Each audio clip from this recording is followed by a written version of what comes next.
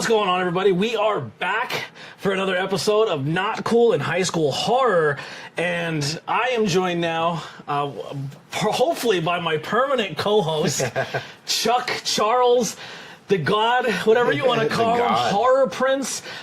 We do bond over pro wrestling and also horror movies and pretty much all things pop culture. I don't think there's not much that we're into that's different. Like I don't think there's one thing that you're into that I'm like, I absolutely hate that. We haven't met that impasse. No, yet. we have not crossed that bridge yet. I'm sure there's something, but I think the thing that you probably like more than I do is deathmatch wrestling. Yes. I can enjoy it if I don't know who's performing. Oh, okay. If I know who they are and I become friends with them, it scares the shit out of me. Yeah, I can understand that. And you have become friends with pretty much every deathmatch wrestler. A few of them, yeah. How the fuck do you mentally put yourself through like they're gonna do this and like not freak the fuck out for them? Well, I know that I have a good idea that they know what they're doing more than most of us give them credit for. Yeah. And that they are professionals and they don't really do anything that they couldn't do or they wouldn't trust their partner to get in the ring with them if they,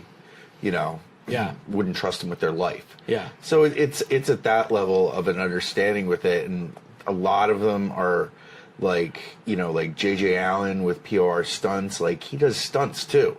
And there are other people that have done stunts from deathmatch, that have left deathmatch and gone to become stunt people, like Sick Nick Mondo. Oh, really? That's what he does now. He just does production work and stunt crew stuff. Have you seen there's a lot of wrestlers making the jump to the fucking Savannah Bananas? Like Puff is a Savannah Banana Get guy. out, really? I think I seen him on one. There's like a few like wrestling commentators who have become Savannah Banana people. Like, they're snatching up like people in the wrestling world. Oh, have they done anything at the Iron Pig Stadium yet? I don't think so. In Lehigh Valley?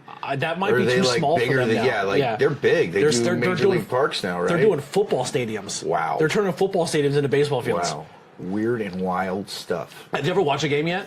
No, just some highlights. You should definitely check one out. Love it. Yeah, it's on HBO. Okay. HBO, if you have Max, HBO Max. Oh, it really? Yeah, I watched it the one night, and it was a rain delay. Okay. And the rain delay, I was like, anytime you watch rain delay baseball, it's just commentators talking the whole time. Tell me they have hot dog cannons. They just play another game. Like, they just show you footage from another game, but it's so goddamn entertaining, you don't care. Okay. Because people are backflipping. Like, so if you catch a ball and do a trick while you're catching the ball, that's 2 outs. Each inning you play by runs or outs. So if you get 6 runs and 3 outs, and then the next team does 7, they win 1 point for that inning. Oh my goodness. So each inning is a point. You win by the inning. So it keeps the pace going, it keeps the score high, it keeps people interacted. And then at the very end, the last inning, every run is a point. So even if you're down 30, you can roll it back at the end. Man. And then they have sudden death rules. But the whole time they're on rain delay, everyone goes to the concourse because it's raining and they're trying to get out of the rain. All the players leave the dugout and the locker rooms and go up to the concourse and hang out with the fans. Oh, wow. So you always feel like you're interacted. Like, even if you're in the nosebleed, they make sure you're invested in the team. They send players up to come talk to you and stuff. Get out. I love it. Do they have mascots? I don't think so yet. But I think other teams' mascots go and support them. Are they city specific? Kind of. There's only 4 teams. There's 4 teams? There's the Savannah Bananas, the Firefighters, the Cowboys or something, and then the Party Animals. Ooh. And there's only 4 teams, and Party Animals, where are they from? I think they just, I'm not sure. But they're like like neon pink and blue and gray. That's their colors. Okay. Like, they have cool colors. Who's that team with AEW that does that? The Outrunners, yes. Yeah, they look very Outrunners. Like the Outrunners and Joey Janela. Yes, very much so. Yeah, they're great.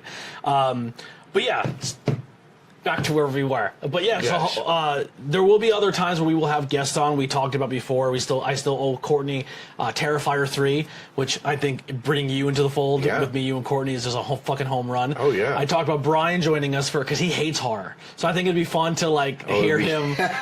We pick a movie that we both love and hear Brian just be like, I didn't like it because this, and this, and just like overanalyze it, overbook it. You know what I mean? Oh yeah. I think that'd be a lot of fun. Lily is now getting into horror. Okay. So for this movie in general, I didn't use my rule that I normally should, but it's called the Did the Dog Die website. Doug's the Dog Die website. Yeah. And literally it lists off every triggering thing that could possibly be in that movie. because she struggles with sexual assault in horror movies. Okay. If there's that, she's like, donezo. And I understand that. I respect it. But there's a lot of horror with that. I had this conversation earlier this week with someone, and I said the same thing. I was like, it's not something I sought out, but it's something that I started seeing in like mid-2000s like cinema. More like when Grindhouse and Devil's Rejects, and they did remakes of everything, and it was like this rebirth of 70s culture, and like with that came the horrible stuff that was outlawed because we could see it now. But yeah, it's not anything I want to reoccurringly go to as a subgenre in horror. Yeah. If I don't have, like, it's tough. It's tough. I don't. One of my favorite movies, the whole premise is based on the sexual assault at the beginning. I Spit on Your Grave. Oh, sure. Because I think the comeback to that story is so satisfying. But the beginning of what she goes through is tough to watch. Yeah. Yeah. Yeah, the Last House on the Left is the one too. That I'm like, it's tough, but it's a good movie. Yeah, I mean, you've seen Devil's Rejects, right? Mm-mm. Devil's Rejects. The hotel scene is there's tough. no reason for that in Devil's Rejects or House of a Thousand Corpses, other than Rob Zombie just wanted to throw it in there. Yeah, because that's what he does in horror movies. Love him or leave him, whatever. But I don't know. Somehow he skipped it out of the monsters, though, which is good. Oh, yeah, he did. I forgot he did that, and I watched that too. That was all right, I guess. I didn't hate it, but it wasn't my favorite. He's doing okay. Yeah, it's definitely the prequel monsters. It wasn't like 5-star cinema, but I was happy that it wasn't. It wasn't a ruined idea. Like it was okay for me to show my kids and be like, "This is still the monsters." I was just showing still the the original general monsters. premise. She was a fun Lily Munster, I thought. Yeah, Herman I hated Herman at first, but then he grew on me towards the end. Yeah. Okay. Yeah. But I'll have to revisit that one for spooky season. Yeah, well, that's the cool thing. This is coming back with spooky season. And like I said, I'm always down to chat with you and hang out with you. If there's ever a tornado tag you want to jump in on us, you always have access to all that if you want to. But today we are talking about the movie Dangerous Animals. Now, when you sent this to me, you said the guy who directed what movie? Weapons? So I think that's incorrect. Oh, I'm sorry. I think they directed Longlegs. Okay. Or they were part of Longlegs. Okay. But Weapons is also on the list of something I want to watch. Yes. And I have access to it. Okay. So I can possibly get you access to that as well. I would love to watch both of those movies. Yeah, so this movie, when you first told me about it and I read the thing, I was like, how the fuck do you make a horror movie out of this? Yeah, I thought, honestly, from the description, I was like, I guess I had heard a blurb about it on the last podcast on the left, one of their short stories or whatever they do between podcasts. They're reviewing summer horror cinema, and that came up as they were talking about Weapons. Maybe that's how. But I was like very much the same. I was like, this could be terrible. This could be like Sharknado. I did not know there was a serial killer element until I watched the trailer. Because this is what I like to do too. Even if we go back and watch a movie that I've seen, or maybe I haven't watched it in a while, but I remember watching it, go back and rewatch the trailer before you watch it. Oh yeah, it sparks something. Mm-hmm. Like if you watch a trailer for a movie and then watch the movie immediately after, it's a different vibe. Yeah. Because like you almost get that vibe of the movie theater where you're in watching the trailer and you're like, I want to watch that, or you're like, I hated that trailer, and then you watch it, like, okay, the trailer matches. It was a terrible movie. Yeah. Or you watch the trailer, it's like all the good stuff was in the trailer. Right. That's my problem with trailers in the last 15 years at least. Yeah. That they tend to ruin parts of the movie that after you watch it, you're like, why would you have put that in the trailer? Yeah. That's like the last scene of the movie, and you put like 2 seconds in the trailer. Just to do it. You don't have to do that in a trailer, right? You know what movie did that for me? Who? The New Pet Cemetery. Okay. Where they show in the trailer that she doesn't die, it's the little brother this time. Okay. And they flip it. And I was like, why would you show that in the trailer? That's like a big, and during the movie you're like, that's kind of a plot twist, because if you watch the original, you think that it's one, and they switch it on you. I wouldn't put that in the trailer. But yeah, this movie didn't really do that for me with the trailer. Mm-hmm. It actually made me more interested. I watched the trailer, I was like, oh, this looks good. Mm-hmm. I'm interested. And I was immediately drawn in by Jai Courtney. I hope I'm saying, I'm terrible with names, I'll get better as we go. But Jai Courtney in the trailer, I was like, holy shit. And I didn't know who he was. There's a wrestler on our scene named Phil Insane. Oh, okay. I thought he looks like Phil Insane mixed with Ed Hardy. Or Matt Hardy. No, what the hell is his name? He looks like Ryback. Tom Hardy. All the Tom way. Hardy. The entire movie, I'm looking at this guy. There's two people he reminds me of. The other person I can't say, but he is from Monterey City. I used to work with him. Okay. But the other one is Ryback. He looked like Ryback at scenes in the movie, especially intense scenes, or there were scenes that highlighted physicality. I was like, he reminds me of Ryback. Yeah, he was a big dude. Yeah. He put it on for this movie. So Yeah, he plays but Phil Captain Insane, Boomerang. that's a good one too. Yeah, Phil Insane meets Tom Hardy. Yeah. I think I watched the trailer when my brother was here, and he was even like, "Is that Tom Hardy?" I go, "No, it's not Tom Hardy. It looks like Tom Hardy." And then we have Josh Hudson. I think I said that right. Hassie Harrison, Ella Newton, Liam Grinnick. And then the rest were kind of like just background people. This movie did not have a lot of actors in it. It was mostly shot between a handful of people. But the premise of the movie is when Saphir, and she's a savvy, free-spirited surfer, is abducted by a shark-obsessed serial killer held captive on his boat. She must figure out a way to escape before he carries out the ritualistic feeding. Where was I at? Ritualistic feeding to the sharks below. And trailer happens, I'm in. We watched this on AMC Plus. That's where I watched it. That's where you watched it. You Free 7-day trial. Yep, get a free 7-day trial. Or if you like horror and you also want to follow along this podcast, we'll probably be using a lot of Shudder, because I do also like watching mainstream horror, but I do like watching that corny, shitty horror too. Oh, sure. Yeah, I think it would fall under horror, but I think when the new comes out and it's available to watch on streaming, we should go back and watch the original Toxic Avenger and then the remake. I would love to. Yeah. I haven't seen the remake yet. Pardon me. You saying shitty movies spurred something. A friend texted me today and asked me, "Are you familiar with Full Moon Features at all?" No. Full Moon Movies. It's, Okay. The Puppet Master movies. Oh, yeah. Oh, my God. And Puppet Master was shitty. all of But those great. movies that Charlie Band made under the Full Moon Features umbrella. He said there was one that was called Gator that I was like, I've never seen it. He's like, you got to see it. It's so bad. The CGI makes it so bad. And I like going back to things like that. There's quite a few Full Moon movies we should watch. I'm in. Yeah.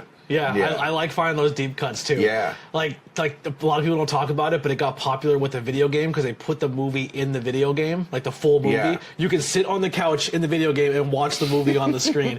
But Tammy and the T-Rex. Yeah. Like, if you look at the cast of that movie, you're like, what? And they're like, yeah, Paul Walker's in it. He gets killed, and they put his brain into an animatronic T-Rex, and he terrorizes the city. Yeah. Oh, and his love interest is Denise Richards. You're like, fucking, how did they get in this movie? How did all this happen? So AMC Plus also, if you do that, to kind of go back, you also get Shudder, which is included with that. So definitely, if you want to follow along, that is a good service to have. Does Joe Bob still do his show like every quarter at least on I believe Shudder? so, yeah. I haven't watched it in quite a while. I'm sorry. But Dragula's on there too. I was going to say Dragula Titans just came out with a new season.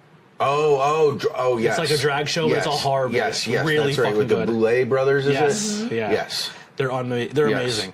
So when I first heard about this movie, I thought this was going to be more along the lines of I think it was a movie called Frozen, where a bunch of kids get stuck on a ski lift. Yeah. Great movie. I love that movie. That's a good movie. I love that movie. The whole movie takes place on a ski lift, and it makes me so happy that like I have a 13-year-old niece who grew up with the Disney movie Frozen. It makes me so happy that like now I can say to her and friends, "You want to see the real Frozen?" Because they're that old now. Like they ask me what horror movies they should watch or not watch. Good horror movie. It's a psychological one. Yeah.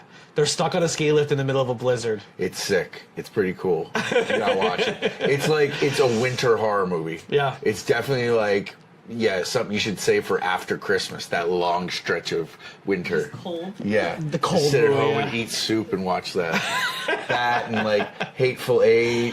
I have a picture to show you later. Okay. So you pop into our brains in this household a lot, whether it's wrestling or horror or soup. Our soup. Big soup guy. A big soup guy. I like soup. But yeah, this one's going to fall under psychological thriller, horror, and thriller. It gets a 6.4 to 10 on IMDb. Its Rotten Tomato score is a 76. Towards the end, I just want to kind of mull over as we're talking about it, but I usually do a 1 to 5 scale, kind of like the Untapped app. So like one's like a decent movie, 2's a good movie, 3's like watch it again. 4 is unbelievable. 5 is the perfect movie. Yeah. I try to protect that 4. So 2 and 3 is still a really good score for a movie. Yeah. So we'll kind of dive into that. We'll see how many out of 5, how many sharks we give it. Okay. All right. Yeah. All right. So we start off this movie with the main character, which his name is Bruce Tucker in this. So I usually suck with names. Bruce Tucker, he has a couple on the boat, and he's going to have them do a shark tour. Now, once you watch the trailer and you know he's the killer, you're like already kind of waiting to see how he's going to do it. But I think the movie does an amazing job cinematically. I think there's a lot of really good cinematic stuff in this movie that they visually show you but don't explain, but it makes your mind want more. Yes. Which I think they do really well with this. They were very good in how restrained he was in the initial set. Like, the movie starts, and as you're watching it, you're seeing the interaction of the characters, and things start fleshing out, and then it abruptly stops. I'll just say that. Yeah. And you get cast into the feature credits, and the story changes. And I stopped for a moment, and I said to my friend Sam, I was watching it with my girlfriend Sam, that I was watching it with, that I was like, oh wait, did the story just change? Did they just set that up in front of us as to the theme of the movie? And like, yeah, that was it. Yeah. You know, like, and which I liked. It didn't give you too much time to stew on the characters that were just developed for you. It was more like, no, this is what you're going to see happen to the He was really good at giving you a false sense of security. Yes, and like not dwelling on things too much, you know, that it got stale or boring, you know. That was cool. So we'll do a couple minutes of banter with, I guess we'll say, without spoilers, and then we're going to have a part in this where we are going to say, hey, from here on out is spoiler warning. So if you're watching this first, up until we tell you, we will not try to spoil anything. We'll talk around things. Yeah. You did that in the beginning. Yeah. I was like, oh, that's perfect, because I didn't actually tell you that was a part of the bit. And then we'll say, hey, from here on out, go watch it, come back, give us another view, and then absolutely, and then check out the thing. Another thing I think would be a lot of fun too for bonus content.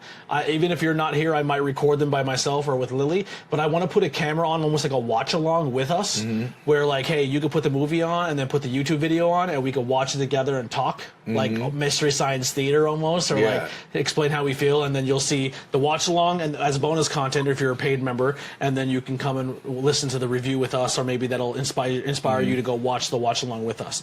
But so. We're trying to not really get into spoilers, but you do find out very early on about the serial killer thing. But like the one shot that really got me is when they're in the water doing the shark dive, and she has that genuine fear of, oh my god, the sharks are going to get me, the sharks, because the movie sets you up that that's where we're going to go. And then there's almost that peace and beautiful scene under the water where it's not dangerous, the sharks are just existing, they're just swimming, and she just comes up from the water and she has that like, oh my god, like that was so beautiful, like, and he's like, really? Yeah. And then it just from there just immediately pulls the rug from underneath you. And it's all that you needed to understand where things were going. Well, and they show that in the trailer. So in the trailer, they show him poke the boyfriend. That. I didn't know that. Yeah, okay. So that's how they set the tone of the trailer, that this guy's a bad guy, where he kills her boyfriend in that beginning scene. Okay. The boat has this vibe to it, almost like a Jeepers Creepers van. Yeah. Because there's a few scenes where they're going back to the boat, or you first see the boat on land, and people are seeing it, and it's not even like in the main shot, because you're shooting it from the back seat of the car, but when he turns the corner and he's focused on the road, you as the watcher see the boat as if like, oh my god, there it is. It's a huge boat. Yeah, it's a huge boat. The cafeteria is beautiful. Like, it's a huge boat for one person, I'll just say that. It seems smaller on the outside, but it really opens up when you're in there. Just think of the possibilities just when you think of that. Be like a party boat. For this story. This could be the first movie in a series, and then a series of prequels could follow it. I was going to say that. And you could find out about what we're going to talk about in a bit. But like, they definitely set up like this boat is huge for one person to have. It would have to be impossible to man yourself, because the only other person that you see that he interacts with is Dave, who's like the terrible drunk guy who lives on the dock. I guess the dock manager or something like that. Either a dock manager, or he kind of almost comes off as he might be like a homeless guy that might help him stir a business. Yeah, maybe. Yeah, it's weird. They're in cahoots somehow. Yeah, to be sure. So I would say, do you have anything else you want to talk about that's not spoiler loaded before we dive into it here? No. All right, so I think this is a good cutoff. We'll put up now. If you guys watch from this point on, we are going to spoil the shit out of this movie. And come back and join us after you watch it, or just hang out and listen to the spoilers. Some people like that, and then come back and or chat in the comments. Obviously, we're not live when we do this, but when we are doing this, it is on YouTube. You can watch. You can watch it on Spotify, or you listen to the audio on Spotify or any other podcast app. If you made it this far and you haven't done so already, help us with a 5-star review. If there's a way to write comments in there, please do, and we will read comments in future episodes. We do a lot of content on here that's not just horror movies. If you want to follow just the thread on YouTube, that's only the horror, go to the very bottom or just type in Not Cool in High School Horror. It does have its own YouTube page. It does not have a lot of subscribers. It's a brand new page, but I try to separate the content by each theme. So if you're not into, if you don't want your timeline to be 80% wrestling, because that's what I do. I think we have a cat fight downstairs. Cat fight. Definitely have a cat fight downstairs. One cat's not fixed, and we have to get them done, and they're just been beating the shit out of each other. Bring the spray bottle. Sorry about that. We're back. But yeah, Justin, check out those pages. Basketball. Huh? Your mom's just watching basketball. Yeah, that's what I hear. So WNBA sounds like cat fight. It did not. I don't know. I thought I heard cat fight. Like I thought Kramer, I heard. Yeah. Kramer. Cat fight. But yeah, check all those out. We do have merchandise as well. Maybe some cool spin-off merch for Not Cool in High School coming in the future. We'll figure some stuff out. But yes, so spoiler alert, we're in the beginning. He kills the couple, but keeps one, and then that's when he looks at her and says, what does he say? He goes, welcome aboard, or something. Yeah. And then that's when they kind of jump into the next character, Zephyr. Yes. Yeah. Yes. Cool. American. This does take place all what? That does take place all in Australia. Yes. And it took me a second to realize that. Yeah. Yeah. Because she's American, and you're like, oh, okay, so maybe that one guy just is Australian, you know. But you know what my thing is I have in my Discord I have 2 Australians in there, and I've met other Australians. Oh yeah. So like, Australian accent doesn't even faze me anymore. It's just part of the lexicon for me. Me and PJ, you know my buddy PJ. Yeah. We have had a friend for, God, at least 25 years now who is from Australia. And you hang out with him so much, and gosh darn it, just doesn't faze you anymore. Yeah, and I met a lot of wrestlers from Australia through Deathmatch, because there's Deathmatch Down Under, that company that Tremont's worked with and ICW NHB has worked with. So Joel Bateman. Okay. A lot of people. Terry, who the hell is that guy? Terry, not Cruz or Funk, but Terry. I forget Terry's last name, but yeah, I've met a few of them. Does Australia have their own version of a Terry Funk? Well, this guy named himself Terry. Oh man, I can't believe I'm blanking on his name. He named himself after Terry Funk, so he likes to fashion himself the Australian Terry Funk. Fun fact about our cats and wrestling and deathmatch, you'll like this. So when our one cat Boom was born, the weekend of I was in London for All In or All Out. That weekend, Terry Funk dies, Bray Wyatt dies. Somebody sniffing my ass. All In happens. So we named a cat Wembley. Okay. Boom for Adam Cole. Terry for Terry Funk. Okay. Bray, and then one was just kept bougie because it was supposed to be Bebe. Oh, Bebe, yeah. Bougie. Yeah. Terry's a great name for a cat. I love that. I love just like regular normal people names for cats. Just makes sense. Yeah. If I would have known what I've known now, I wouldn't have named Boom Boom. He would have been our scumbag. It would have fit him way better. Okay. He is the MJF. You always rename them. They never really know their name. He has a little white spot under his nose. He's a black cat. He's a tuxedo cat, but he has just one little white spot. I feel like we should have named him Tony Montana. Or TK. Tony Meow Montana. He could have been TK, Tony Khan. Yeah. Oh, did you see that in wrestling news? Was it yesterday or today? They it got leaked that WWE behind the scenes they call him like Snowball or something or like Snow that. King or Snow something. King, like something to do with it's always snowing around Tony Khan. Yeah. But they're not. They're living in their head rent free, and AEW has gotten better at not letting them live in their. You're absolutely and it made their product right. better. That I haven't watched it yet, but I heard that WrestlePalooza was junky. It's horrible. It was one like good match. A kind of like a Raw, which Yeah. But meanwhile, like I have friends down in Philadelphia that never watched wrestling, and they went to that AEW residency, and now they're AEW fans. They rent it all in. They were like, "Did you watch it?" I'm like, "No, I had to go to a wedding." Yeah. But I love that. Yeah. There are people that never watched wrestling. Yeah. But they're like athletic type people or artists, so like they get it, you know? Oh, you're going to have a lot of wrestling run-ins on our horror podcast. Just put that out there. But yeah, so... so opening scene. Yeah, we have her... Zephyr. Yeah, her kind of showing that she's kind of a vagrant. A beach rat, some would say. Lives out of her van down by the beach. Boy.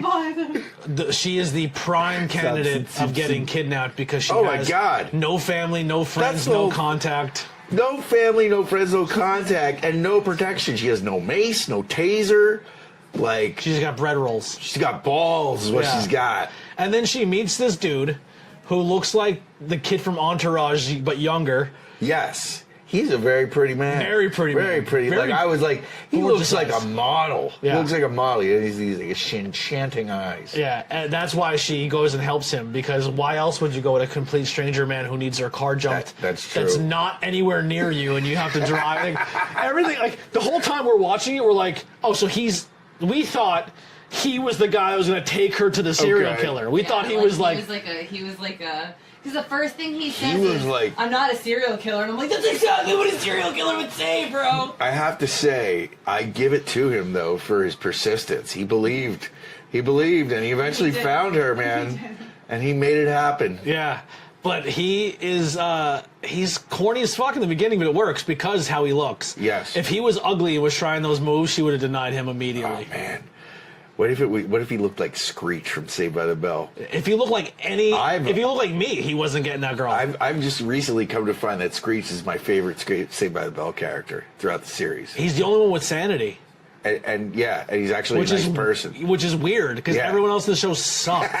They do. Especially Zach Morris. Zach is the worst. He's horrible. He's the worst, dude. He should go to jail. Consistently throughout the series. There's a whole TikTok page dedicated to really? Called Zach Morris is the worst. Yeah, that makes sense. Yeah, they have a YouTube page. Sense. Yeah, they just go back with like clips of like, look at how shitty he treated his friend in this scene and in this so scene. They actually like showed he did this and they showed the actor who played Zach Morris a video of Zach Morris's trash, and he watched it and he goes, you know, playing the character, I never thought of my character this way. He goes, but now people are showing me Zach Morris's trash. I see myself in a whole new light. Yeah. He's like, I was not playing the character to be that, but I am a sociopath. Like, I am really bad. Yeah. Yeah. So you know that this guy, the serial killer, was definitely watching Saved by the Bell as a kid. Yeah. It's gonna be in the prequels. Don't worry. I was thinking the same thing. We'll get into. I was gonna wait till the end, but when you said it, I'm glad we're on the same page, because I want prequels. I want more of this character. It's a great way. Good villain. Mm-hmm. It's a great way to expand on a story in a way that people aren't used to, right? Yeah, I think another thing that makes this character, the protagonist female, different from any other Scream Queen or Final Girl, is she almost like plays into the psychological role of the character, of like the guy who abducts her. Mm-hmm. Like, she's immediately telling him straight to his face, go fuck yourself, you have mommy issues, there's something wrong with you. And it shows that it bothers him. Yeah. Like, she knows how to cut deep. Yeah. Because she's been that survivalist type girl her whole life. Yeah, well, it probably speaks to a lot of people that are serial killers, deep-rooted fragility mentally that drives them to kill people. Yeah. It's always got to be based around something, it seems. You never really get into why he does what he does. Not yet. But he just says it's my calling, which is another reason why so many questions and not enough answers. Like, the whole where he just gets drunk and dances to that song. Oh, yeah. That was a fantastic scene. Yeah. That's Buffalo Bill Worthy style. It was pretty funny. Yeah. It was pretty funny. It's unsettling, too, though.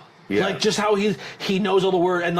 And another awesome thing about this character, too, that you don't know, no, they don't explain it, but they just show it to you, and you understand immediately what, like, his trophy system with the cutting of the hair, and then making a lore out of it, and then taping the lore to the box. Oh boy! And then I don't want to come across that at a swap meet. Oh, and then in your brain, like, oh my god, there's gonna be more tapes, and they show the one row, and then it just zooms out, and it's like Dexter's fucking. I think I tried to count I think there was like 18 of them. Yeah, Can I at say least. something on that though? I know I'm not mic'd up, but she was in the same scene. She's inscribing the girl before her's name and her Heather. name, and Yeah. you're only seeing like 8, 9 Right. names there. So So- that's the only people who actually had it marked, right? Yeah, and and then that's you see whenever it's correct. coming out, you're You like, see all the "Holy patches shit, of white there's on the so wall." many more. Yeah. Yeah. But the Or fact, it's like, like he painted over Yeah. them. Like it's freaking wild. yeah, and the fact that the first girl doesn't tell her anything of like, she's like, you don't want to know.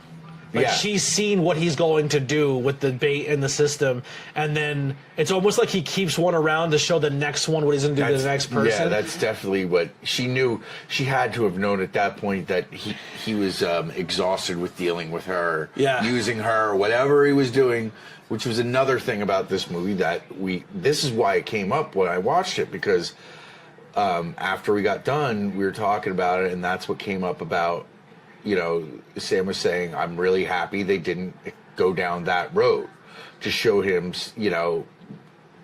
essaying. people. I thought it was coming. Yeah, and I was happy they didn't, because they didn't need to. And it was good that they didn't. There was not even like a sexual element to him with the girls, because even when he walks in and clearly sees the one girl's not wearing a top, Right. he doesn't make it a point to even care about it. Right. Him and Dave were definitely in a relationship, right? Maybe Yeah. with dance moves like that, he was. That's why the dog was so pissed off. Yeah. He's like, he rubs your belly, not mine. Yeah, he's super. You could tell he may be gay, not because he's a serial killer, right? Because that was a thing back in the day when people were oppressed with their sexuality. Yeah. A lot of them became serial killers. Think of like all the famous serial killers. Could you imagine? They're sexually repressed. Could you imagine all the serial killers we don't know about in different pockets. We are feeding the right-wing agenda in- right now, saying all gay people are serial killers. No, not at all. Why did you have to throw all But in here's the there? thing. Just kind of go on serial killers. You know what's upsets me more about certain serial killers? They'll talk about how Ted Bundy was gay, but they never talk about the fact that he also went after women, but also he is maybe 6 or 7 victims who are underage girls that he also did stuff to, and they almost leave out the pedophilia aspect, but latch on the fact that, because I definitely think there was an anti-gay movement with serial killers too. Yeah, there's a bunch that we didn't know about, but they pushed forefront the gay that's ones. like that. Yeah, I could understand that from watching true crime shows like Unsolved Mysteries and such, like in the 90s, I guess early 90s. They pushed that agenda. Yeah, it was definitely something that they were pushing. Yes, You're good. You can talk. Yeah. We're laid back. We're just drinking beers, talking horror movie. What are you drinking? A pounder? A snubby. Little Coors Banquet. Coors Banquet. Austin just came in to hang out. But yeah, so that aspect was cool. Spoiler alert, because the movie you didn't watch. We're talking about dangerous animals. But so we were talking about trophy the systems. The trophy systems, but before that, where we were was talking about her Zephyr meeting Moses. Yes. Is it on the beach? So they form a fast friendship. bang first night. They bang the first night. Good for him. He's not used to that. Banged in her van in the driveway when Yeah. he had a full house they could have went into. Yeah, and then like he offers to make her food, and she's like, you know ghosted what? Your peen ain't that cool. I'm out. I'm gonna go catch some waves. Yeah. I'm gonna get out of here. Yeah. And there was a scene too that's super relatable for us guys. Sorry, ladies. But like he texts her and he's like, "Can I come join you?" Yeah. And she writes, "I would love that." And then her girl brain kicks in. And then she deletes it all and she goes, "I have to say something that shows I'm interested, but still have to play a fucking game and not show you I'm interested." No way. That's exactly what she did. No. What she said was, "You're not reading the deeper fucking messages there, honey." She said, "It's a free beach." I'm hurt, and I don't want to hurt other people, and I know this already, so I'm going to push him away before he can hurt me more. Girl brain. Don't do it. You're ruining your own happiness. He would have been there sooner, and she would have never got kidnapped. Roll the man. credits, happy ever ending. Yeah. So Smart enough to freaking look at So shape earlier. yeah, she goes to the beach to catch the early waves at this point off of the beach, which he is describing to her earlier, saying there's a blue bench or something, right? Yeah. He's talking about being out on the, like, past the waves and just focusing on this blue bench, and that's how you catch all the righteous waves on the break. So she goes off to go catch the waves, and you already know what's going to happen at this point, but it's neat how it comes together, and you know how later on. Well, what happens is she gets out. She's getting ready to go surfing and stuff, and then our killer, our serial killer, what's his name? Drake. Yeah, Trucker or something. Drake. Bruce Tucker. Bruce Trucker. Bruce Trucker rolls up and tries to sweet By the way, talk the the font lady. on his business is the DuckTales font. Really? At least That's it looked like hilarious. to me. That's Can you hilarious. pull up on your phone the font of the truck? Actually, it might be in the photos of the movie. That's hilarious. It looks to me exactly like the DuckTales font. I was watching it and I didn't say anything to anyone, like when we were talking about, like, watching it, and I was like, oh, that's the DuckTales font. Like, I don't know where my phone is. Did fucking the photos? There's got to be a photo of the boat, right? Like, there has to be one. Nope. Yeah, I'll have to Google it. But anyway, another interesting thing that you find out later in the movie with him, she wasn't random. He spots a girl and he follows them and he studies them, and he, like, because he even said, he goes, I just watched you surf, and it was spiritual the way you just did what you did, and like, and then later on when he's in between going back to get his supplies and coming back, he spots another girl and he instantly becomes mesmerized, and he's like, you could tell, like okay, when I get done here and I do what I got to do, I'm going to come back and So you think that's what her. he's doing? He's Well, he going kinda up and down talks the about beach, it a little bit, yeah. scoping out the babes. Yeah, I think he definitely, because he talks about, at least maybe I misread it, but when he was on the boat and he's talking to her, he was like, no, I followed you. Yeah. I definitely, he was aware of her and definitely did his research of knowing that she'll be alone and she'll be an easy target. Like, he's pretty careful. He has so many tapes. Sure. So he's very, very, like, I think some of it is the business, but also if you keep running a business and snatching people up, you're probably more prone to get caught. Even though the cops and detectives in Australia in this movie fucking suck. Yeah, they're the worst. Well, I think, like, that's the whole that's one of the things they didn't establish as well as they maybe should have. You find out later in the movie, it's alluded to even more, that the reason they're not so savvy about finding what's going on with these women is they're all foreign tourists. Yes. That nobody cares about, seemingly. Or it's women with their boyfriend or something like that. And it's like, all right, I get it, but, like, you know. Yeah, because she even says he's a local. He's a local. Yeah. Yeah, I do remember. That's another thing they didn't establish, but definitely there's a plot. But they did say, I did notice too, though, like, she had just met up with this guy, right? First time meeting him, and whenever the other girl, the first girl, she says, "Oh, there was this guy, but it was like my first." Oh time yeah, it meeting wasn't up actually with her him. longtime boyfriend. They just They met had up. just met that day. Yes. Yeah, Yes, they did. I forgot about that element too. Yeah, that was interesting. Yeah. Sucks to be him, man. Fuck. So Yeah, there's something to go back to the two with because later on it's interesting that he doesn't just kill the dude right away, because it seems like he's not interested in the males, but he kept this one, maybe for the plot of the movie, but he didn't just off him right away, which I thought was an interesting choice. But yeah, They wanted so to find something to hurt her because nothing at that point. or he was. didn't have someone to watch, because when he videotapes too, there's a whole other element of this character that they don't talk about. Once again, this movie has tons of elements that we're theorizing just because of what the movie told us, but it just makes sense. But they don't. There's no details or description, Right. but it almost just like alludes to your intelligence as an audience member, where it doesn't feel like it has to spell it out for you. And they do a good job of, like, if you're a horror fan, you'll connect the dots. Or like a true crime fan, you're like, Yes. oh, this is. You almost profile him as you're watching it. But his whole thing too is he's kind of voyeuristic, where maybe instead of the sexual nature of his crimes, it seems like he likes watching the soul leave the body. He likes that last glimpse Yes. of, like, life leave, and, like, that does it for him. Like, he gets Yes. an adrenaline rush off that, but then he also wants to videotape the person watching their reaction to watching the same thing he watched. That realization of, oh shit, I'm next. And he just, that's what he drinks and sexy dances. Like, that's his... That does it for him. Yeah. It flicks his bean. That flicks his bean hard. And he never flicks his bean in the movie. No, that's... There's nothing sexual about any of this movie. No. Yeah. No. Which is... You went with serial killer horror and didn't have to use that roles at all. So we're at the point he abducts Zephyr, our surfing American. He abducts her, takes her back to the boat. She wakes up in the hull of the boat in a room next to, and there's 2 cots in a room. It's very Saw-esque. And she wakes up next to Heather from the very beginning of the movie, who we saw her friend, who we presumed was her boyfriend, get killed by Tucker. So we're left to see them interact for the first time. Yeah. Yes. And she's hinting her in on a little bit of what's happening and what's going on, but not giving her a lot of information. And Zephyr's still kind of playing a role where she's like, all right, we're going to get out of this. Like, I'm pretty sure I can figure this out. We'll get out.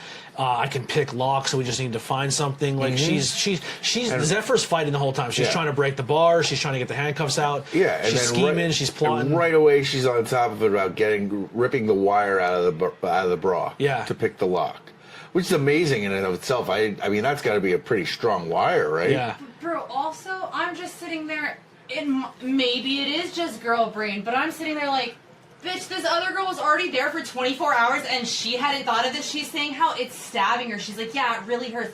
The first thing I do when a freaking underwire is stabbing me is I yank the fucking thing out. Maybe she just likes complaining about it. Yeah, she's a complainer. Yeah, but also it shows the stark contrast of Zephyr has not seen death yet, or hasn't seen the monster she's dealing with, and this other girl did immediately. And she goes back to the room, and instead of having fight or flight, she immediately goes into press. I'm going to sleep all day. She goes. There's actually 4 different responses. It's fight, flight, feign, or fawn. She's at fawn. Yeah, she's fawn. Up. Yeah, I'm done. She's going to sleep until he comes and gets her and kills her. She's given up. She has no fight in her whatsoever. The blanket's up over her thing. She just wants to go back to bed. I don't care. I don't want to talk. She just kind of gives up. She has no will. God damn it. What? I'm just saying, God damn it. Oh, I thought you had something to add to that. So she almost gets a lockpick done. Yes. He comes in and gives him a sandwich and a cup of water. And he's like, hey, it's really hot in here. You got to fucking drink something. And she's trying to hide the fact that she has a wire or the thing under her pillow and that she's trying to do what she's doing.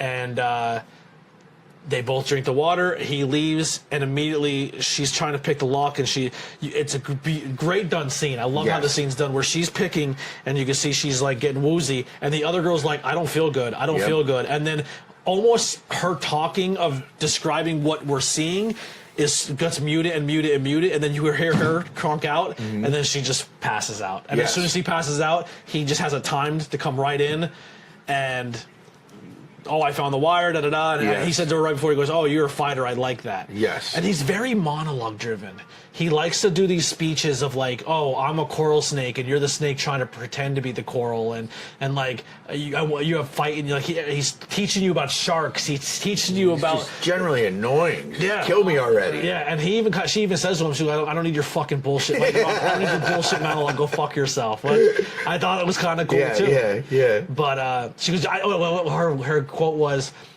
you just love hearing the sound of your own fucking voice or something like that. Yeah, which is something great to say to somebody who's standing over you and has the potential to kill you. Yeah. You know?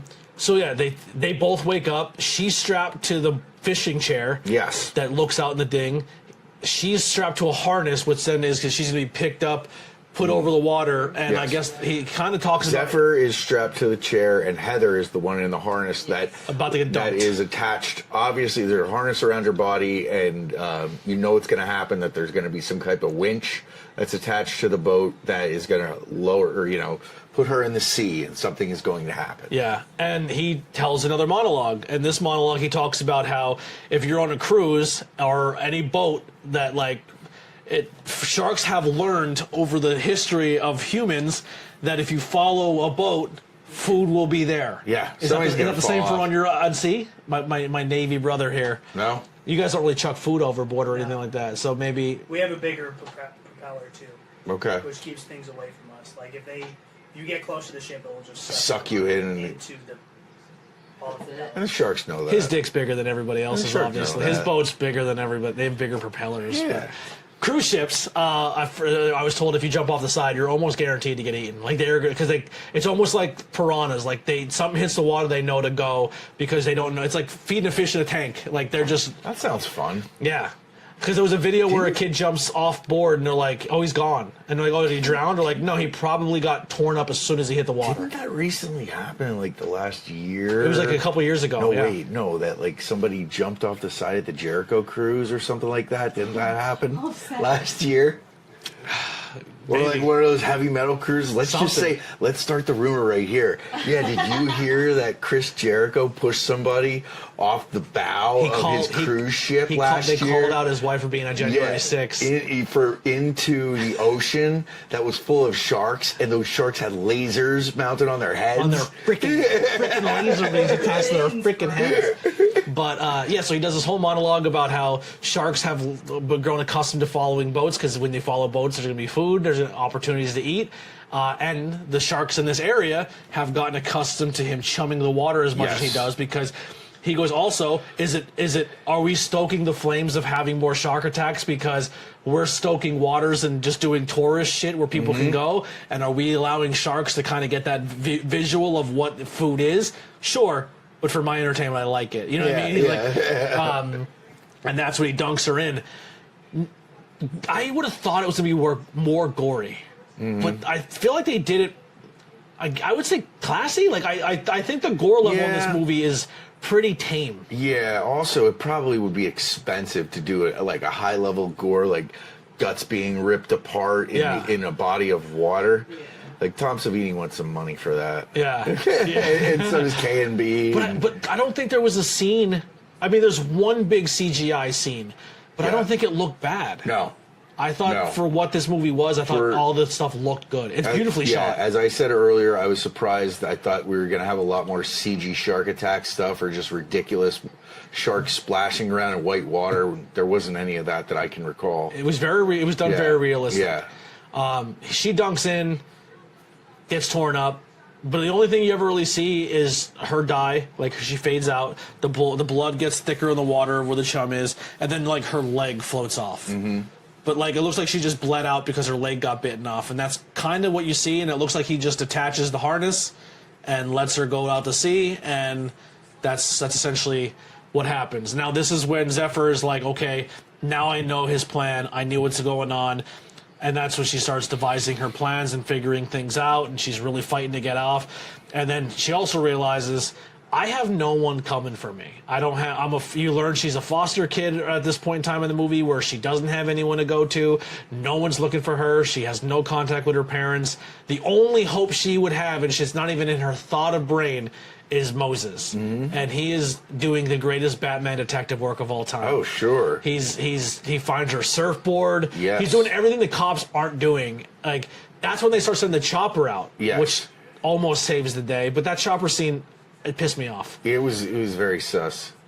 Here's what pissed me They off don't with the do a chopper good scene. job. Goddamn Coast Guard. He stabs him in the chest and has him out on this harness.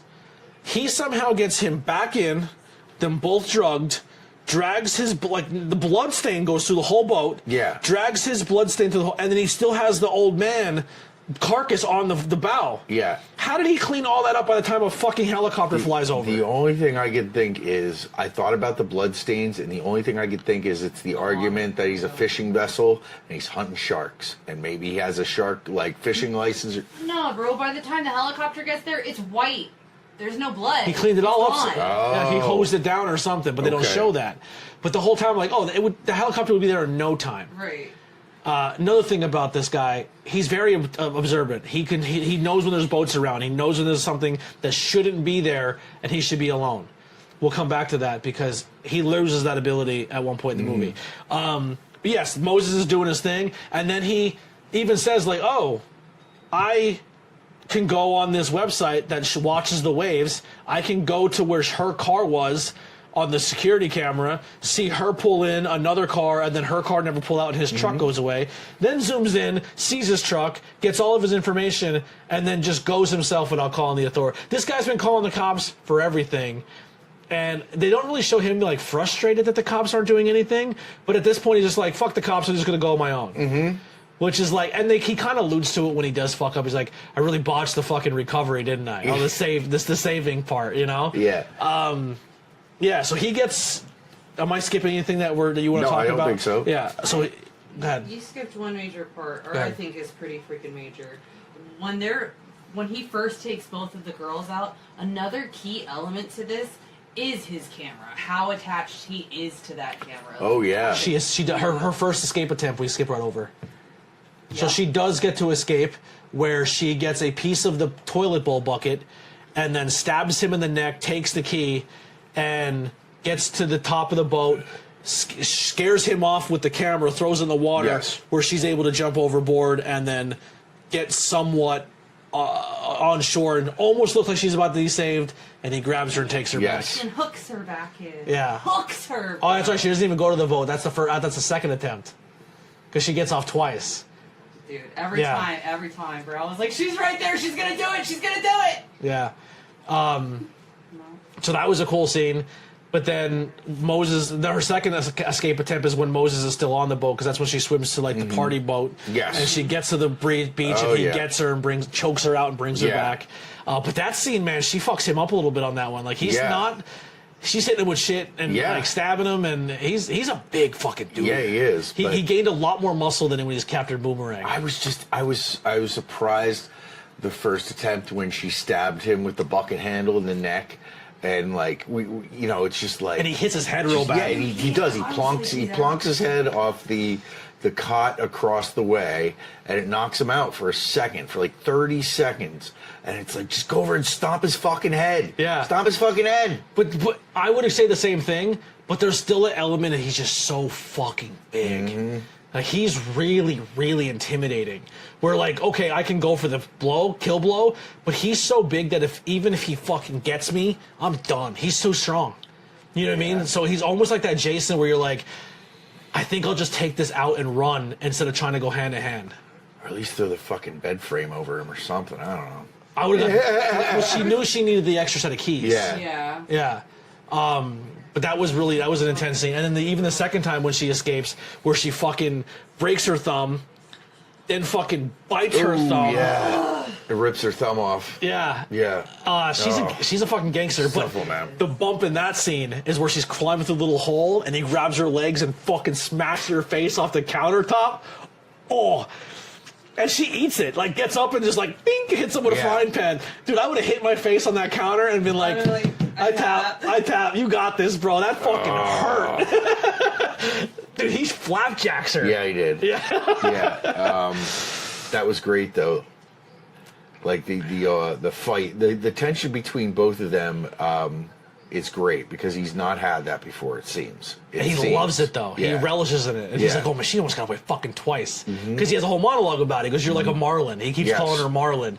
Like he goes, even if a marlin keeps swimming, once that hook's set, you're on board. At this point, it's just game. It's fun. And like, but he's relishing in the challenge, but he's also at some points nervous, like, oh fuck, this bitch is getting away. Yeah. So now we're at a point where he's going to kill Moses. Moses is on the thing. He goes in the water, and as soon as his feet goes in, they're both surfers. They know how to deal with sharks. Yes. So they both calm down. Don't move. If you don't move, they won't bite you. So immediately he brings him in, and it looks like he's like, oh fuck, what do I do now? And I definitely knew what was coming, but I didn't know where he was going with it. And then he fucking rib cages him with a knife, and then goes, that'll stir up the dinner bell, and throws him right back in, which is like, fuck. Yeah. And that's when the helicopter comes. So it kind of saves their life. Again, they have that moment where, like, shit, skip the whole thing. She throws the camera in the water. While she throws the camera in the water, that's when he has to go back to shore to get his supplies. When he comes back to shore is the same time he's going back to the location of the boat, and that's how Moses gets on, which I thought was kind of cool. And that's the scene, too, where... Gets on. Yeah, and that's also where the guy, the hobo on the boat, his possible boyfriend. Yes, or Dave. Dave, his boyfriend. Dave and his dog have discovered that something is afoot. He gets fucking see no evil, spike caned in the head. Yeah, after hearing Zephyr downstairs. He's like, you got a Sheila down here. Yeah. Great word for women in Australia, Sheila. But that scene was crazy. And then when he falls and the spike like hits the concrete, I was like, oh. Yeah, that's the chef's kiss, right? Yeah, it made me shiver a little bit, like ooh. And then but I thought the dog was dead. I thought this is the scene where this dog was going to eat it. Yeah, but all he does is kind of growl at it. Well, he barks at it, but convulsively until the dog runs away, and we never see it again for the rest of the movie. I'm theorizing that dog's dead. That dog was shark food. That was chum. That was chum later. That dog. 100%. I think they're like, I don't think we need to kill a dog or show sexual gratuity in this movie. I think we already have enough to do its job. But if that was a different director, different movie, same movie, different director, dog would have been dead, one girl would have been raped. Yeah. 100%. Yeah. Yeah. So have you Stay away from me, Eli Roth. Have you seen? Yeah, Eli Roth. If that was Rob Zombie, it would have been an orgy on that boat. Yeah. And inappropriate, sexy music all the time. What was the song he dances to? It's not What's New Pussycat. No, it was a creepy song, but it fit it was a good song. I have to look that up. It was a good song. I liked it. It almost gives like Stuck in the Middle with You with Reservoir Dogs. Like I said, Buffalo Bill. It's the Buffalo Bill scene. Like it's done so well. Even the way he like whips his robe around and just keeps hitting the bottle and like so good. There were a few homage scenes I feel throughout the movie like that. Yeah. Yeah. Did you notice any Jaws references? I didn't notice. I thought like every shark movie has to do something with Jaws. I can't think of any. Oh, dancing. No, was it? I thought it had like a really rock drum line. No, that's what it said it was. This could be wrong. Hold on. Yeah. I'm just gonna play it really quick. But Listen to it quietly. But so that's going on. Now they're back in the hole again. She's trying to figure things out. That's when she bites her hand, goes to the whole escape route the second time, and now they get knocked out again.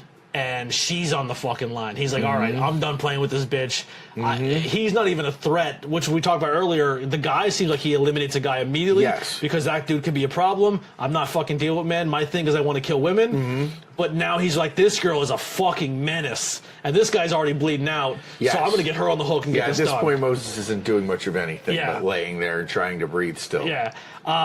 Another great scene where she goes in the water, and this time a fucking massive shark shows up. And this guy loses his mind because part of this for him too is the shark. Yeah. So if he can draw in a great white or a bull shark or a hammerhead, he's like, oh my! And then I guess he says it was a bull shark.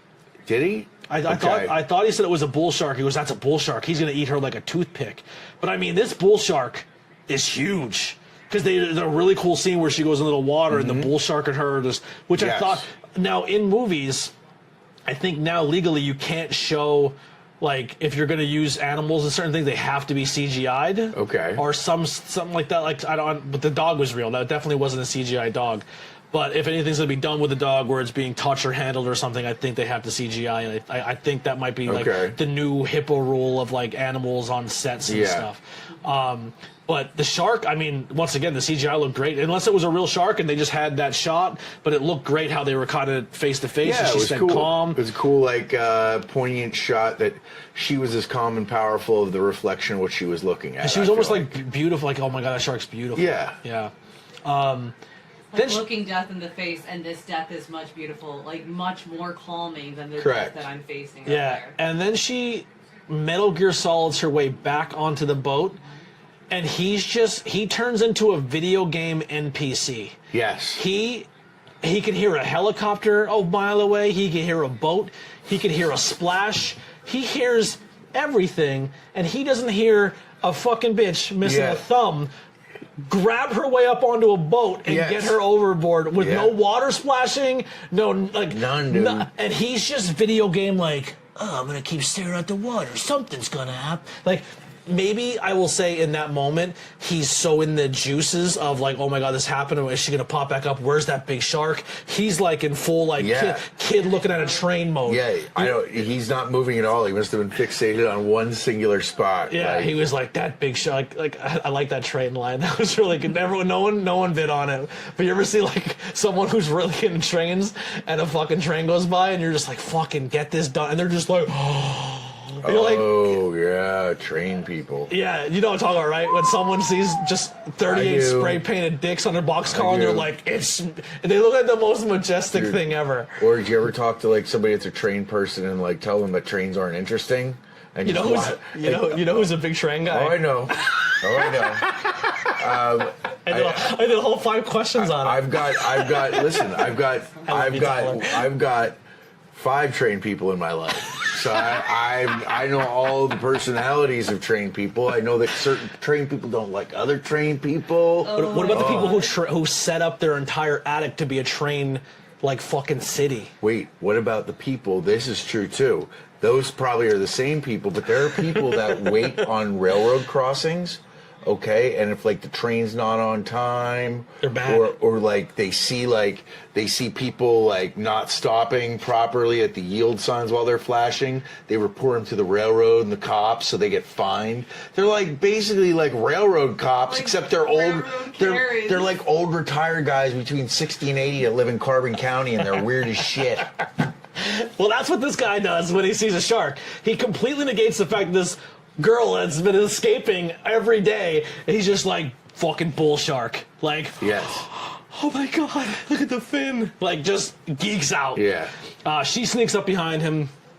Then he finally comes through and realizes that he's in trouble, and she harpoons him. And the whole time she harpoons him, I'm thinking, wasn't it attached to something? Same. Right? No, not even just that. Visually, every scene, every block, every frame after that, you can still see the bright orange string that's Yes. attached, and I'm like, oh, it's coming. Oh, it's And the way it rips Yeah. her, like, it rips her by the ankle and drags her in the water. And I'm Yeah. thinking, roll the credits. That's I'm how it like, ends. yeah, I was like, what the heck? I was like, how fucking stupid are you? You're so self-aware that you're standing with your leg wrapped around this cord and you don't feel it. You're pulling the trigger and then you're like, oh shit, I better stand here another 30 seconds while this line fully becomes... She gets fucking Scooby-Dooed. Yeah, she she gets does. net trapped. Yeah. If the movie would have ended there, I'd have been fine with it. It would have been cool.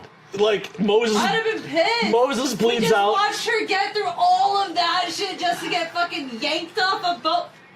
But I'm into horror movies that don't have a happy ending. Like the first Hatchet is that way too. You know what the first one I seen that didn't have a happy ending and I was like, that was so well done? Sinister. Yeah. No happy ending. Yeah, it's been years. The whole time since you're I like, did. oh, okay, this is, oh, never mind, roll the credits. And it's like, they're going to click over, see ya, roll it, I win, roll the credits. I was like, beautifully done. So Oh I my thought God. Moses was bleeding out, and they're just dead to the water. Yes. She pops back up, saves the day, flares it up. She said, too, how funny it would be if the Carnival Cruise is like just a bunch of serial killers and they're right back to where they started. No, so here's my thought, right? This guy's probably not the only fucking person who thinks like that. He probably comes from a cult of people who think like man. that. So maybe he's like not concerned with this party cruise, this cruise boat that's been there the whole time because they're in cahoots together, bro. Dude, it's true. Cults ruin everything. Yeah. They make great documentaries, though, once they get They caught. do. Yeah. They do. He likes the C word. I can't wait for the cult we're in now watching the real time, like in like 10 years. Yeah. There's the Netflix documentary of the MAGA movement. Do you remember Marshall Applewhite? No. The Hill. Oh, Hail Bob. Yeah, Yeah, Hail Bob. yeah. And like I remember when that happened, and I was in high school. Like, my friend was such a psychopath at the time because we liked, like, all we did was watch, like, I remember heavy looking metal at the comment all the videos. time. It was like always behind the moon, right? Yes. Yeah. Yes. The Heaven's Gate. That's who it was. The Heaven's Gate With the cult. Nikes. Yes. So my friend was such a psycho that when he saw the picture of them sitting there with those Nikes out, he was like, "Oh, more shoe outlet has them." He went there. He bought 2 pairs so that for the rest of high school he could have the Heaven's Gate shoes and tell everyone he had the Heaven's Gate shoes. And that man is an orthopedist.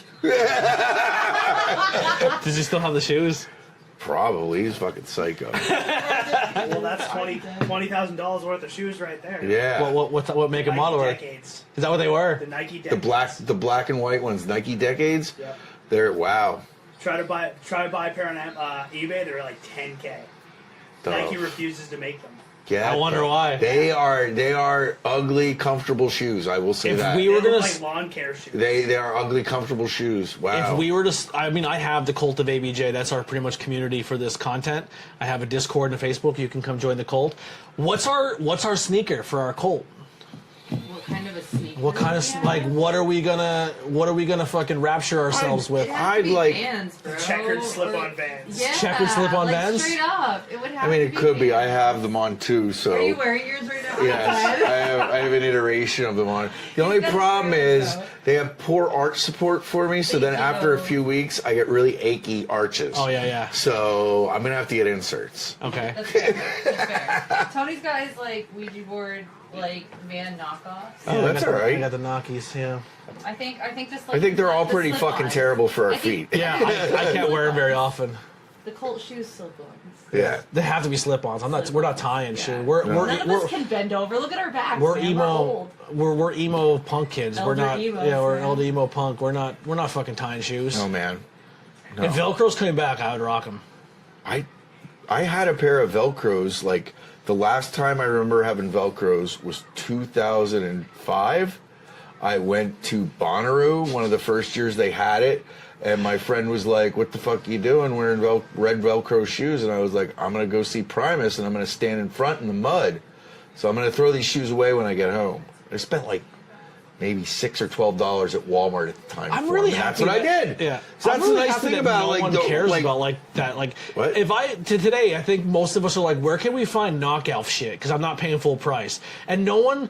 At least in our friend circle, no one makes fun of you for having fake gear. No. Like, honestly, No, it's like, that- And they're like, In I my gotta opinion- cook it, you want me to just slap it on? that's what I'm saying. I mean, I've been that way for a while. Like, that was a We're sign of your truth as a friend. It Or was like- like, you're gonna bust me because I don't have like Designer kind of shit. nonsense are you talking about, man? I love like that. That was such a point of my life where that was like a huge bullying thing for yes. me of what I was oh, wearing. it was for me too. So the fact that Yeah. our tribe of people was Yeah. like, yo, you ever go to the thrift store and Yeah. find like, Yes. you know, you're like thrift store? Like, Yeah. I love how that element is out of our lives. Like high end to me, like as an adult, I think like getting a new Carhartt coat or something like that is like awesome. I think that's high end. Yeah. You know, because that shit 'Cause will it's last you like practical. 10 years if you take care of it. You know, Uh-huh. like it's practical. Yes. Yes, I want you to be comfortable, practical, and warm. Yeah. All of you. Yeah. Oh, but you're like, I'm gonna buy the bougie jacket with the heating insoles in them, like where it heats up. Yeah. If I worked at a DC or in like a cooler or something like that, I would probably buy one of those heated vests, but I have no use for it. And I don't like camp in the winter, so like I have no use for no it. one's going to concerts in the winter, outdoors. No. And once November hits, I'm not going to football games anymore. But Yeah. Youngblood just got reannounced for Philly in November, so That'll be inside. Where is he going to be? MetLife Stadium. Not in Philly. Met- Not in Philly. MetLife is New York, Wait. Where am I at? Where am I at in The Philly? link. He said. The The link. link is Philly. but they might move it inside where the basketball team plays. I know. I hope they make him play outside in the cold, so he has to run around cold and wet with no shirt on. Here's another sidetrack. Sorry for the people who are interested in this movie. We're going to do a lot of these sidetracks. But how do you feel about concert price tickets? I think it's terrible. I won't even go. I mean, I think it's ruined a lot of the experience. What's your limit? My limit. Like, you well, look at I tickets and exceeded you're that like- this year because I'm an idiot. But usually, like, comfortable. I could feel comfortable spending $100, maybe to $150 on like a lower level ticket for an arena show. Yeah, like I think I paid $130 to see Nine Inch Nails. I think 130 is my limit. And I'm like, like 130 is about it. Like, so I looked next summer, System of a Down, Queens of the Stone Age, and Acid Bath are doing a European tour. And I looked, the last day of the tour is in Warsaw, Poland, and it's at an arena, I guess a soccer arena in Warsaw, Poland. And a GA ticket, like the GA tickets are still available for floor. And I think that was 130 or 140. And I'm like, that's way cheaper than a GA ticket is in America. Mm-hmm. So I think they're just... Get on a plane quick. Speaking of concerts, how was fucking Ozzy's last show? It was a lot of fun. It was a lot of fun. It was a lot of... it was a lot to get there. It was a lot more travel than I've ever done for anything like that. But worth it. It was worth it, yeah. Hell yeah. It was worth it. And, everyone was there to have a good time and loved Black Sabbath, and I'm very fortunate and glad I got to go. How sick are the European? Like, how sick is you? I love people from They the were UK. they were nice. They're amazing. They were nice as hell. We had two different occasions. We had people walk us around the city to show us where to go. Yeah, they love the fact And like that we were like, give a could we fuck buy about you their... lunch? Could we buy you a pint? No, we're good. We got to go meet our wives. Like, oh, cool. They like, love the fact that we're into their culture. Yeah. They love it. They're like, these Americans are here, and they, like, I was walking through, and I was like, all right, I'm in this marketplace, and I'm like, where's the rooftop for the Beatles show? Where's the Get Back rooftop? Yeah. And they're like, oh, same thing. Walk down here, it's right there. Yeah. But unfortunately, you can't go in there. It was bought out by another company. They don't let you tour it, but all you can see is a plaque on the wall. Yeah. And they're like, but if you walk up this way, and this way, Abbey Road's like, probably like a 35, 45 minute walk. To an Australian, 45-minute walk, he's like, get the fuck out of here, bro. That's like 3 miles. I'm like, that's a fucking normal walk for us. Like, that's pretty normal. Yeah, so we did it. He hated it. Yeah. I thought it was fine. But I thought it was fine until the next day, Mr. Cobblestone. no. The cobblestone feet fucked me up. So that was I wanted to save my feet and body for All In. I did not want to go to All In and be my body Smart. shot. But he kept fucking with me because I was like, yo, I gotta slow down. He was like, oh, old man over here, you can't fucking can't hang. And as soon as I conserved as much energy as I possibly could for All In, then once the show happened, we had 2 or 3 days to explore. I go, I'm gonna fucking kill this Australian. I'm gonna show him what walking is all about. Yeah. And I walked myself to my feet fell off, and he was literally begging for a cab. He's like, please, he goes, for the love of everything, get us a cab, get us an Uber, I'll pay for it, I'm not walking back. And I was like, oh, who's a bitch now? Yeah, we were lucky because we met people and they would tell us what trains to get on and everything. They're so nice. I would move there in a heartbeat. All the pubs that I went to, people were nice. I didn't think people were louder than folks in Schuylkill County or Pennsylvania. I was wrong. I was dead wrong. Yeah. Oh my God. Here's a weird thing. Did you experience while you were there, like the age of drinking in bars? No, I didn't experience that because I went to well, not so much. So I guess I did, but those kids that you're talking about, which I would call kids, they were 16 years old in the bar. They knew the bar I was at that was like that. It was during some cricket event was going on. That's why it was crowded there. And most of the older people, like myself, stood in a cluster near the bar because there were tons of TVs around, and then there were peripheral tables around the rest of the pub. And I noticed that's where the older people sat, families, and kids, young people. Yeah. I was at bars, club type things where there was like 15, 16-year-old kids drinking.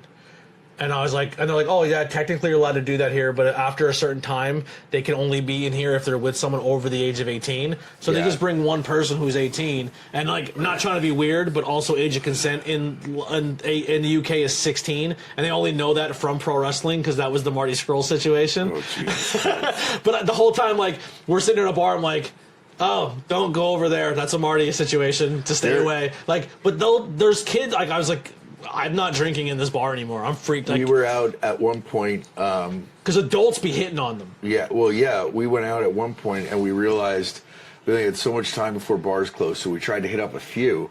And I noticed the more desperate we got to find an open bar, the more younger kids were at it. And then by like the second one we went to like that, I turned to my friend and I was like, let's just leave. Yeah, let's just go buy some beer and go back to the room. No, there wasn't. We didn't get nowhere to buy beer. I just had weed on me. Did so you? That I smuggled. I could not find any of that. I smuggled weed. That's why. Oh, I did. I was lucky because my friend went there She went to Spain. A bunch Did you of have my a vape friends. or actually grass? I took vapes. I took Oh. disposable vapes because they don't check that shit. They don't sit there in the airport smoking it. So they just And think it's they go with They vape. think it's an e-cigarette, and you put it in your check baggage, you're fine. You're not hitting it in the airport, on the plane. You're getting it to a destination and doing it there. Yeah.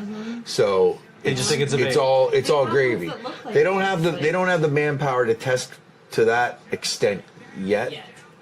I could not find the weed to hold, and then when I was afraid to even try because I didn't. Good. Right, but when we were at the show, there was a guy who literally reminded me of you. Long hair, Yeah. glasses, the whole nine, nose septic piercing. Yeah. And he was Raz was sitting in between us, and he went like this to Raz, and Raz goes, "No," and he immediately goes, "But he's been looking for for a week," and I go, "You have weed?" He's like, "Yeah," and we're in Wembley Stadium. That's awesome. That I you was got the smoking high analogy. as shit, and me and this Yeah. guy just chuckled and laughed at the rest of it. I was the best. Didn't he get thrown out? Why did you think he got thrown out? No, the people in front of us got thrown. There was a guy in front of me that was him and his girlfriend were so blackout drunk. They were drunk before the pre-show match started. Blackout. Yeah. And I was like, man, you paid for floor seats in Wembley to get blackout. And the only reason he got good kicked time, I out is guess. he kept going back for more beer. And they let him go. Like, that country drinks. Yes. And it got to the point where he was getting so rambunctious, they're like, guys, you gotta fuck off. You know what my favorite thing one of my favorite things I saw about drunks at the Aussie show was, I mean, I was drunk as shit there. Yeah, I blew my budget and I was like, I don't care. What were you drinking? I forget what the fuck Ale's beer. not that good in London. They I were forget what gross, beer I the was ones I had. drinking all day, but I started out getting 2 beers at a time. Before I knew it, I was getting 3 beers at a time. That's a long show. Yeah. Yeah. Who impressed you? Who did you thought sucked? I was impressed. Well, let me finish the beer go ahead, story sorry. first. So, like, at one point, I go to get beer, and there's these people fighting back and forth in the beer line, like, God, 100 feet away. And I'm like, they start screaming, and like, it looked like they're about to push each other or are pushing each other. And all of a sudden, 5 bobbies came from behind me. And they got half the distance between me and those people and started screaming at them. Like the loudest, like, hooligan screaming at the drunk people. Drunk people immediately stopped, dispersed, and apologized. Yeah. And like, it was like when It's the bobbies awesome. screamed over there, like I saw it twice there, and then I saw it when I was out drunkenly walking around, and like, people Fucking know him. to shut up, people know to shut the fuck up. When the fuzzy hats come out and they go, Yeah. "God, out of Yeah. the way!" And everyone's like, "Oh, I'm so sorry!" Like, So- don't touch my horse! The horse will bite you. The band I was probably surprised by the most was, because I'd never heard them and they were decent, was Hailstorm. I never listened to Hailstorm PA before. band. Yeah, evidently my band played with them once Really? in Bloomsburg. Yeah, at a head shop. Yeah, 20 years ago. What instrument did you play? I was the singer in a band, Day of the Rope. Really? Yeah. I don't think I've ever heard you sing. Yeah, Sing. I'll definitely send it to you. Okay. But that's 20 years ago-ish, and they were good. And then the other person that impressed me was Steven Tyler. I nearly shit my pants. It was amazing. He sounded great. How about Steven Tyler? Yeah. Oh, so Youngblood won me over at that show. Yeah, he was I good. left there like, oh, Yeah. I am obsessed with this guy now. Yeah, he was good. Yeah. He was good. I didn't like him at first. Yeah. He tried to get me into him. I was like, fuck this guy. Yeah. I like his song 11 Minutes Away with Halsey, and everything before. I was saying to her earlier, I'm like, He didn't like it, Halsey. I He wasn't. didn't I like was not a Youngblood. I Youngblood was the fan big until Youngblood after fan. that 11 Minutes Away song with Halsey. Yeah. Then he got more in depth with like Who he was. who he was. You know what's crazy, and it shows how the progression of me as growing older. I judged him by the way he dressed and the way he looked, and I was like, I'm out. He's trying too hard to look like edgy and cool. And then as of like getting to know him more, I'm like, oh, this dude's like the Steven Tyler, Ozzy Osbourne, David Bowie of his generation. He genuinely didn't do it for the attention. He did it because that's just genuinely how he felt. got and a lot of- and he's authentic. He's got a lot to live up to, because a lot of people have put a lot behind his name now with the comparisons. And it's unfair. Did you hear in a the way. new him and Aerosmith? No. Are you pretty aware- good. Are you aware that actually started recording before Ozzy's death? Before you? Yeah, they did a 5-song EP where Youngblood and Aerosmith. Great. Yeah, it's really the Great. first song's good. Yeah. But he impressed me, and then I watched Guns N' Roses, Yikes. Yeah, I don't know what the fuck they did. For those 2 or 3 songs where they were playing their stuff that they wanted to play, everybody was pretty pissed off about that. Did they ever announce the band that wanted money? I don't know. I don't really think they did. And honestly, when they said that, I don't care. I don't care. Like, my theory is not being a jerk in my response, but I don't care. Yeah. I mean, that's at this point, that's such a minuscule detail, and all the respect in the world is Sharon Osbourne, but she is somebody at the end of the day that always wants to lead into the next news cycle. So that was her chance to lead into the next news cycle with things, okay? Yeah, that's all that was, guys. Yeah. And then, unfortunately, everything happened with Ozzy, and I don't care if we ever hear it. I'm sure eventually in the next year you'll hear it. You'll hear it. But I think they said that they thought it was Scorpions, and then other people, which it wasn't Scorpions because they were on a separate tour with Judas Priest at the time, I think. There was rumors it was Judas Priest. There were rumors it was Iron Maiden. The 2 that I'm thinking or rumored of is Kiss or Motley Crue. I heard Motley Crue. The fact that Motley Crue wasn't there is insane to me. Yeah. I mean, I'm going to be honest. Yeah. I love Motley Crue is one of my favorite bands of all time. I love them. Great, fucking very chick 80s metal rock, but still badass for a dude. Like they tote that line of like, oh, this is badass, but also like I can get pussy with this song. Yeah, you know what I mean. Well, I personally am glad they worked there. If I never hear Vince Neil sing, I'm good. His voice is terrible, and Nikki Sixx does not seem like anybody I'd want to actually have to be around, even with 80,000 people. That's fair. I've been around Tommy Lee once. Yeah. Back when he did Methods of Mayhem in 2000. And I worked on Ozfest in 2000. I'd never been to an Ozfest. And he actually walked around his big thing with Methods of Mayhem. They released one album, I think, and their single was Get Naked. Hell yeah. That's how like the hook of the song went. Get naked. That's very Tommy Lee. And they had trench coats on, khaki trench coats, and they got naked in the video. That motherfucker walked around Ozfest for like 5 weeks that I saw in a fucking trench coat backstage. Really? And he had a woman with him that looked exactly like Pamela Anderson. That wasn't Pamela Anderson. She had some groupie with him that looked exactly like Pamela Anderson dressed as Barbed Wire, which was interesting because that was the time Barbed Wire came out. Really? Yeah. Interesting. So I don't know what they had going on. Yeah. He has a huge penis. Huge. I mean, I watched the tape. Monster. I have it, yeah. Do you have it? Yeah. I have that. I have the Paris Hilton porn. I have the China porns. Yeah. Do you have the Sunnies? I do have the Sunnies, yeah. The backdoor. All of them. How many is there? Well, there's the I thought there was only 2. There's the original tape, and then there's the Vivid movies. Yeah. Fun fact about this China tapes. You wish it was China when you wanted to see China. Not China, Sunny. You wish it was Sunny when you wanted to see Sunny. The video versions of Sunny, it's like, oof. Yeah. I worked a show with her right before she went to jail. And I'll tell you right now, she still had it. She killed it. She on the microphone. She's so good. Okay. I think I think a lot of people hate on her because of her attitude, but I also don't. I kind of condone her attitude because being a woman who was getting over the way she was in that male-dominant industry where they were like, dude, they were pissing and shitting and puking in buckets and dumping on her head and shit. Like she went through it, and I personally think as her and Candino had an open relationship or had something they were both into. I don't think Candino didn't know that things were going on. I think it was part of their thing. I don't think Chris Candido deserved what happened to him, but I also don't proclaim to know what their situation was. I know people that were friends with him that say that he was a good guy, and that's all they'll say.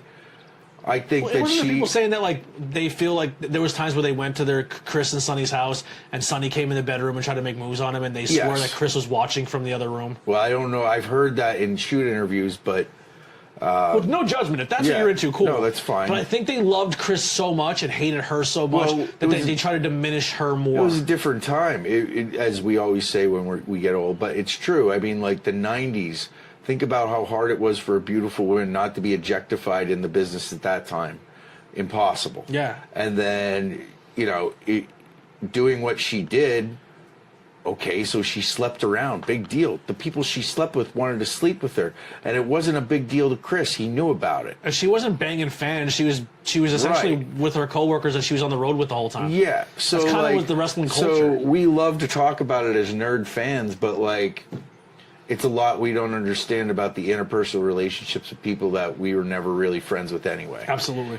Yeah. Wild sidetrack. But anyway, in this movie, they kill people with sharks. So I think for the most part, we wrapped up the movie. She gets back on the boat. The whole time too, at the very end, I'm thinking, okay, how do we end this cheesy movie fun? I thought this big megalodon would have just came up and fucking because the chance of Bruce coming back was zero, because they show pretty much his head in the water and he's chomped up, he's gone. Yes, which is why the whole talk of the prequels before is that, you've already set forth that he's dead. Yep. I did find an interesting parallel that he did it. You were talking about parallel to Jaws before. The whole handcuff to the bed frame and her having to bite her thumb off, I was like explaining, I was like, that's very Saw.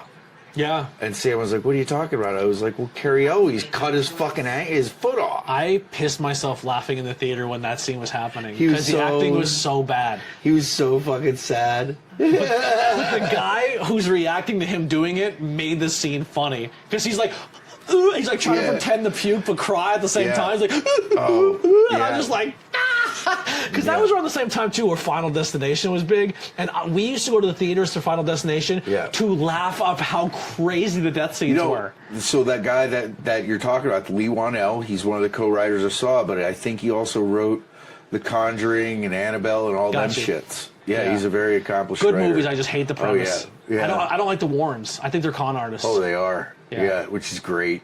And I think Matt Rife is even worse than they are right now. I think the whole thing is great. I think it's great that there's shitty, bad horror movies made about these frauds that half of America is going to buy into it. Yeah. And now everybody's going to get... kayfabe. Yeah, and now everybody's going to fall into it because of Handsome Squidward even more.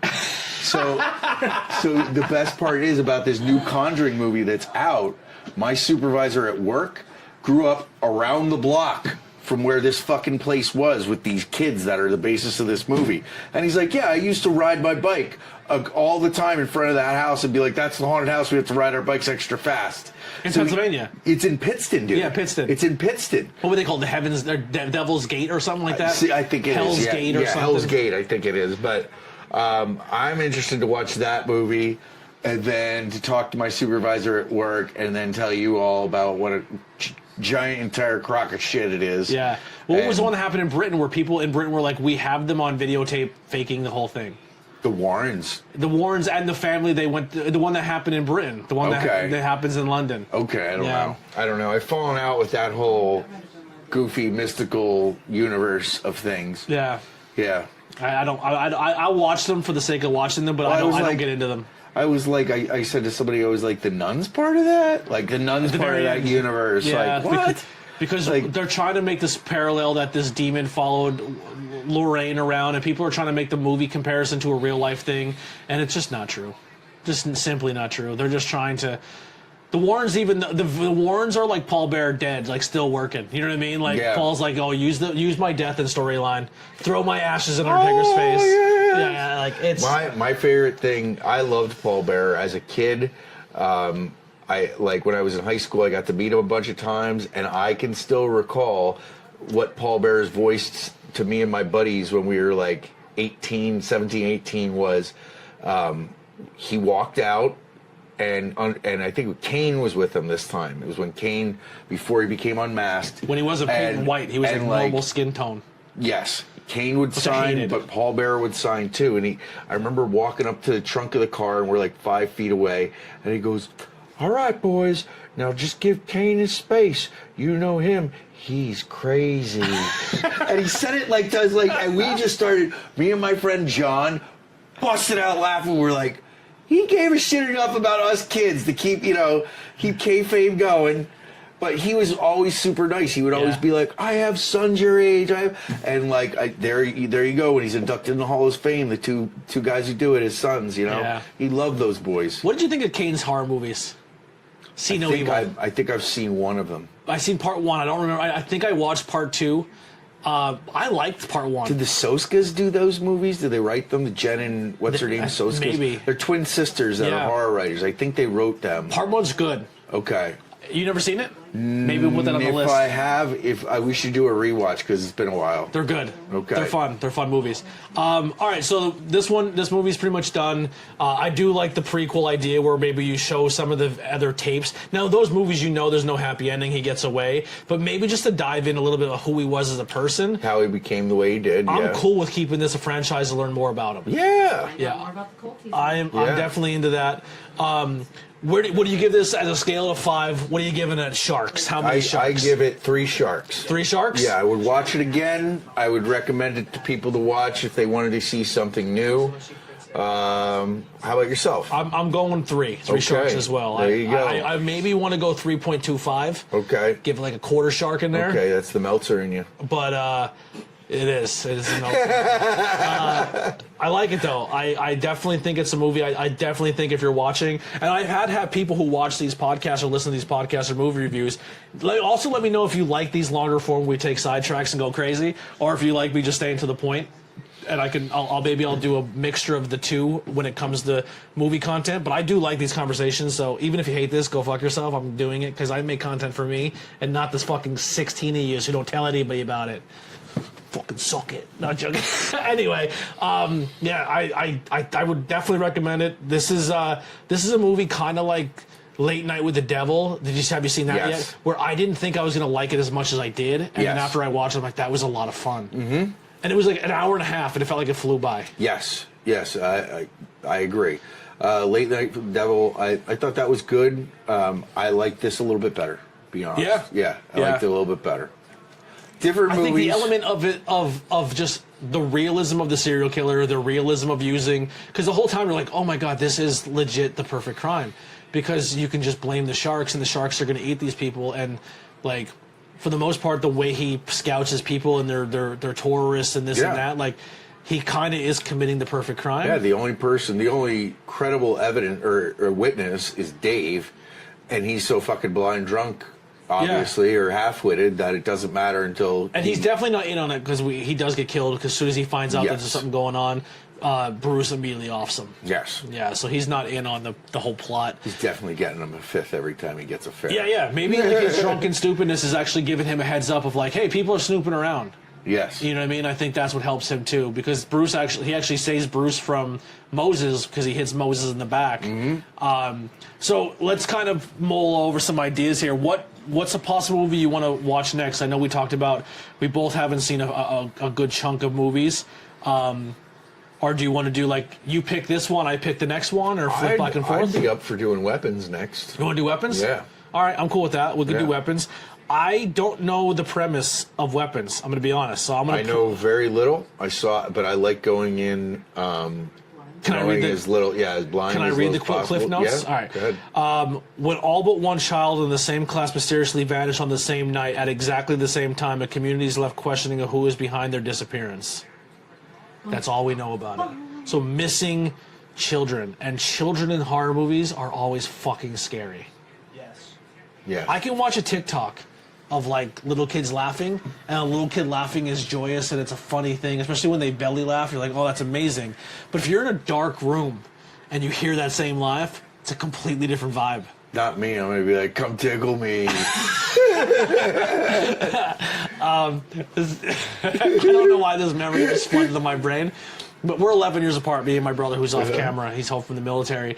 11 years apart means I was like, it's like raising another kid. Like I wasn't like a brother at some points. I was like almost like raising or watching a kid grow up and doing a whole different experience of not having a brother that's like the same age or a year or two younger. But I remember he had a fucking Elmo doll that was light activated, that when it seen the light, it would go, peekaboo. You know how fucked up that was when you come downstairs and flip the light on and a fucking stuffed animal talks to you when the light hits it?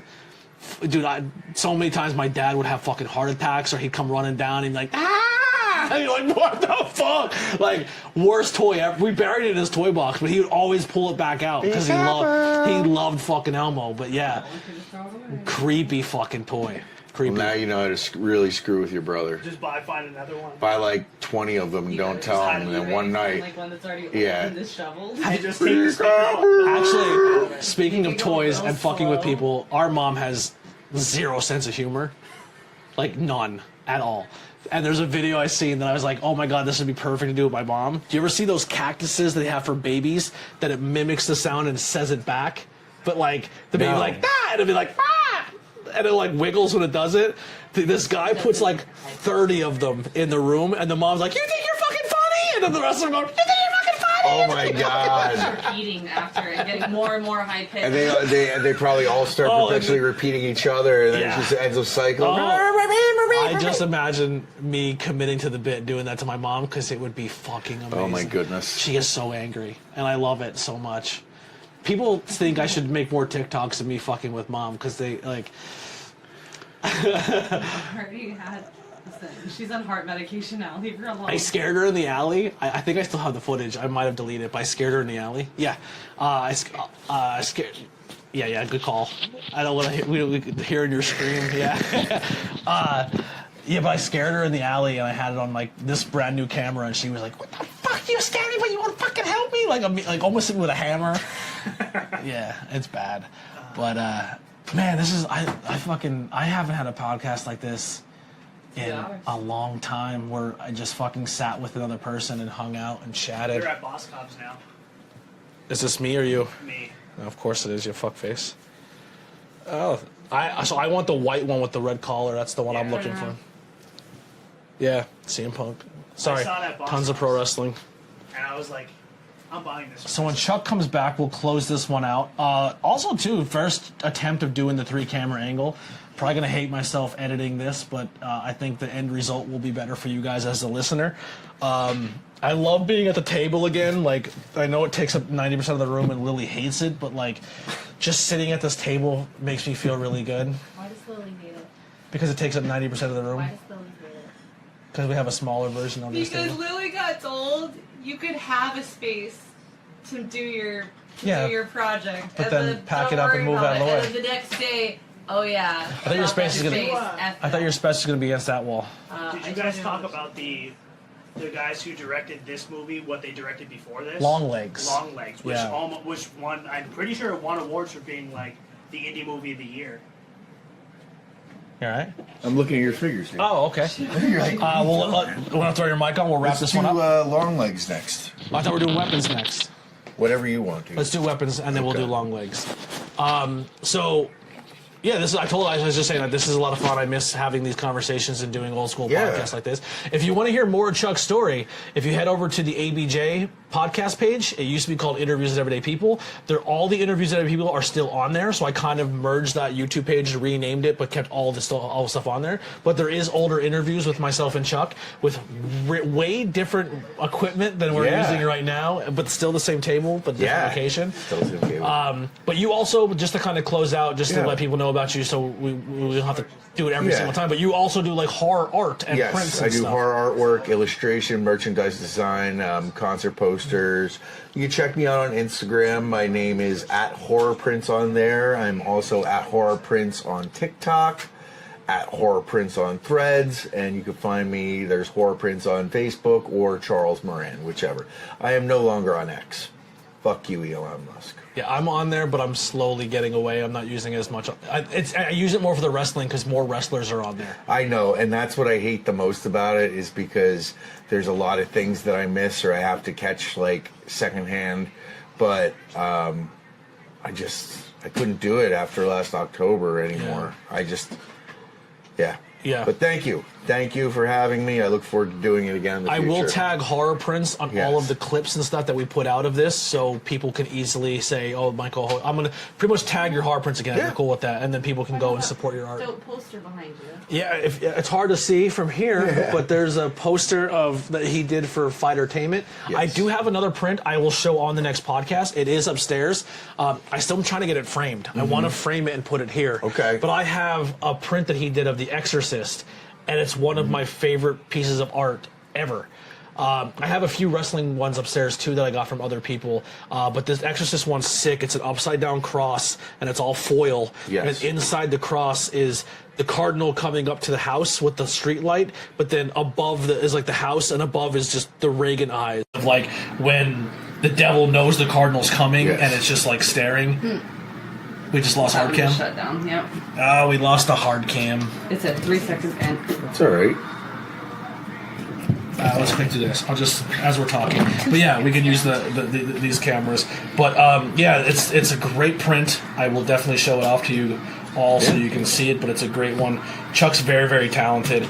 If you want to get art prints of stuff, maybe you guys can reach out to Chuck and you can get the prints of, like, if we do a movie review and you want Chuck to be inspired by the movie, and pay him and he'll draw something for you.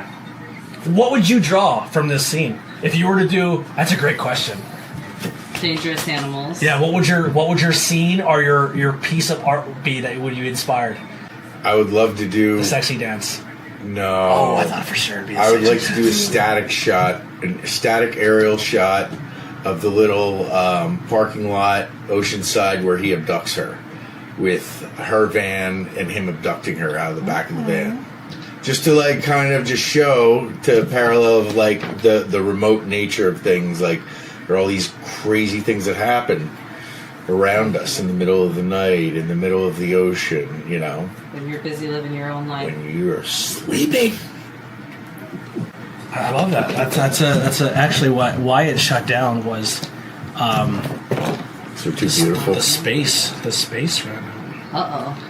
I don't know why it just wouldn't automatically switch over to the Backup. backup. It'd be like that. Now it looks like it's frozen. Well. You know what else would be cool, Chuck? If you did, like, almost a Jaws, like the Jaws poster, right? How they have the giant shark, but then a scene within it. Yeah, That'd be cool. that would be cool. Like her looking at the shark under the water, but then another scene within the shark. All right. Well, we probably won't do another 2.5 hour one. This is the first one, so we're finding ourselves and finding. Yes. So it won't be as crazy for the next ones. Sure. But I had a lot of fun. This was a good time. I can't wait to do more. We will be back. We'll try to do these bi-weekly. Yeah. Like try every other week. Sounds good. If you, like I said, you're always welcome to come hang out if you want to come do a wrestling one again in the future or something like that. But for now, we'll see you guys next time on Not Cool in High School Horror. Here's some music by the Conversated. Make sure you check out the links below to follow us both on all social media. If you made it this far and haven't hit the thumbs up or subscribe or leave a 5-star review, what the hell's wrong with you? 5-star. Do it. 5-star. Fucking do it. Help us out. We're trying to grow. Just do it. All right. Bye.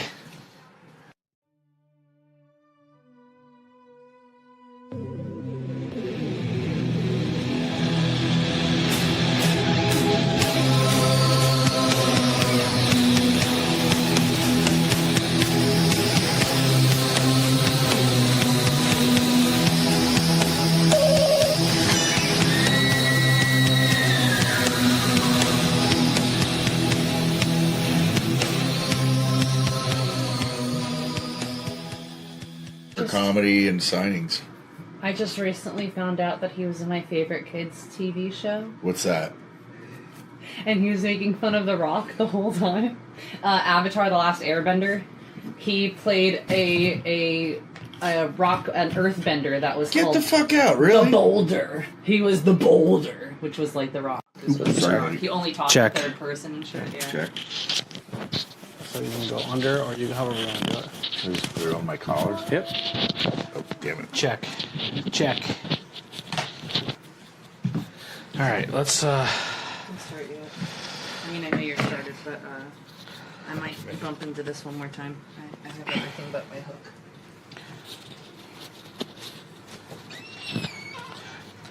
when I'll talk about it on the thing. I want to save some for the camera. Oop. You all right? Damn, dude. You're good. They're made to take a beating. And I'm blind without my glasses. But then when I have them. Jinkies. You find it? It might be on your chair. Like I heard it hit the steel of the chair. Oh, yeah. Damn, it has a magnet on it. Okay. Yeah. Okay. So yeah, if you pop that magnet off, Yeah. like this, take the magnet off the back, put the microphone So I didn't even realize there was a magnet. Yeah, so you pop the. Maybe the magnet fell off. Is it on your chair? It's a little. It looks like that. Yes, it is. Okay. So you put the mic underneath your shirt, and then the magnet on top of your shirt. I got you. Is that okay? Yeah. Direction of that? Oh, that works too. Okay. If you want to hide it more, you can put it underneath your shirt like this too. Whatever you were comfortable with. It's okay.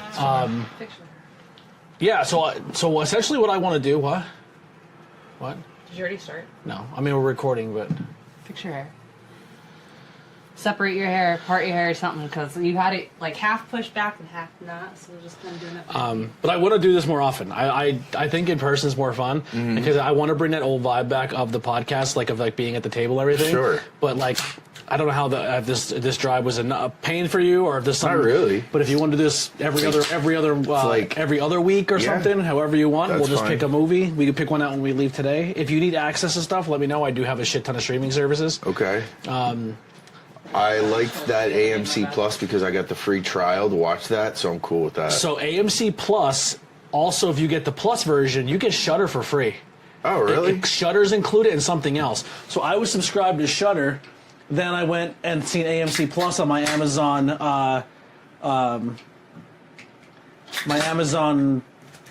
thing. When I'm on my screen is like subscription. So I have a Shudder Plus. I'm sorry, Paramount. AMC Plus, but it comes with like something else and Shudder for free. So yeah, but if like I said, there's another movie too, we could figure something out. Okay. I know some on my list that I have yet to see. I have not seen Longlegs. I haven't seen that. I haven't seen Barbarian. I haven't seen that. I haven't seen Black Mask Black Phone. I haven't seen that. Saltburn. Saltburn, I haven't seen that. Yeah. So that there were some other ones that are pretty popular that people that got a lot of traction. Sydney Sweeney. Oh, Sinners. I haven't seen Sinners yet. Okay. I started to watch. Yeah, I haven't heard it. I've heard of these, but I haven't seen them. Yeah, Sinners is supposed to be really good. I didn't Okay. realize that. I knew the premise of Sinners, but I didn't realize that it's like the Parent Trap style shot. Like Michael B. Jordan plays two different characters. Oh. Oh yeah. I wasn't aware of that either until you just told me. You ruined it! I Spoiler. didn't ruin anything about the fucking story though. So. But I just know it's a vampire movie. Yeah. Is it?